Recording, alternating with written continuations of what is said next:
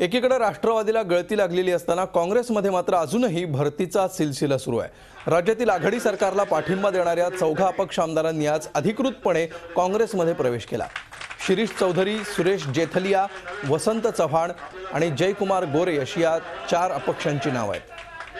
मुख्यमंत्री पृथ्वीराज चव्हाण, माजी मुख्यमंत्री सुशीलकुमार शिंदे आणि काँग्रेसचे प्रदेशाध्यक्ष माणिकराव ठाकरे यांच्या उपस्थितीत त्यांनी काँग्रेसमध्ये एंट्री घेतली आहे। या चौघा आमदारांना आगामी विधानसभा निवडणुकीत काँग्रेसचं तिकीट देण्यात येणार असल्याची घोषणा ठाकरेंनी यावेळी केली। लोकसभेत वेगळा निकाल लागला, पण महाराष्ट्रातल्या लोकांना आता चूक उमगली आहे। राज्यातली जनता चौथ्यांदा काँग्रेसलाच सत्ता देईल असा विश्वास मुख्यमंत्री चव्हाण यांनी बोलून दाखवला।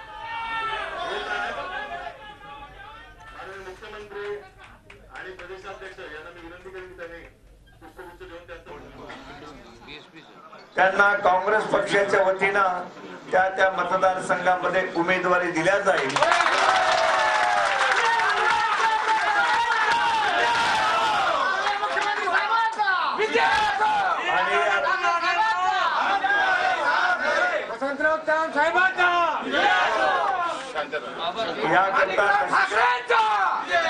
याकरता तशा प्रकारची शिफारस केंद्रीय समिती समोर केल्या जाईल।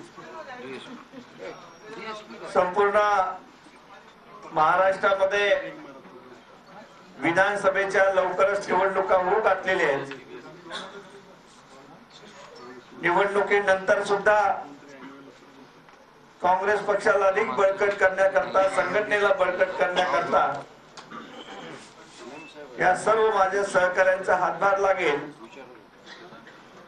आणि महाराष्ट्रामध्ये एक मजबूत अशा प्रकारचं संघटन यांच्या सर्वांच्या सहकार्याने आम्ही उभं करू आणि या विधानसभेमध्ये पूर्णपणे यश हे काँग्रेस पक्षाला येईल आणि काँग्रेस पक्षाचा झेंडा विधानसभेत फडकेल अशा प्रकारचा विश्वास आम्हा सर्वांना आहे।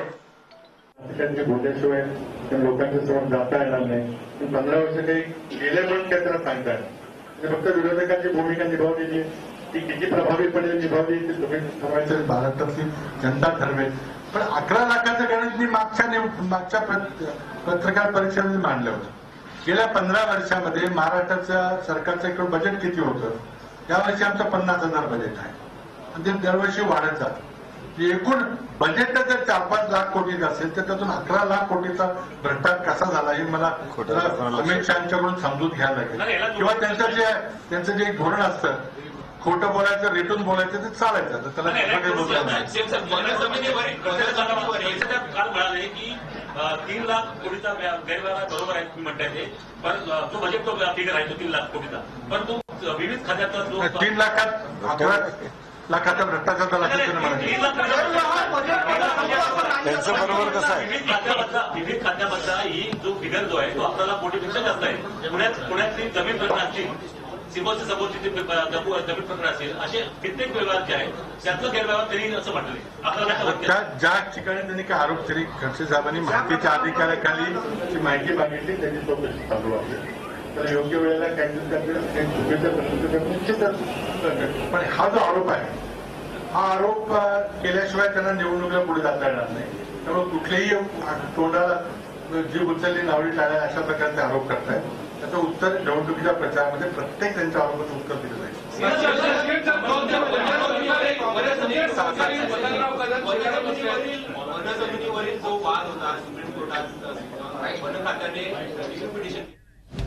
आणि आता आपण बघूया की काँग्रेसमध्ये राष्ट्रवादीतून कुणी नेमका प्रवेश केला।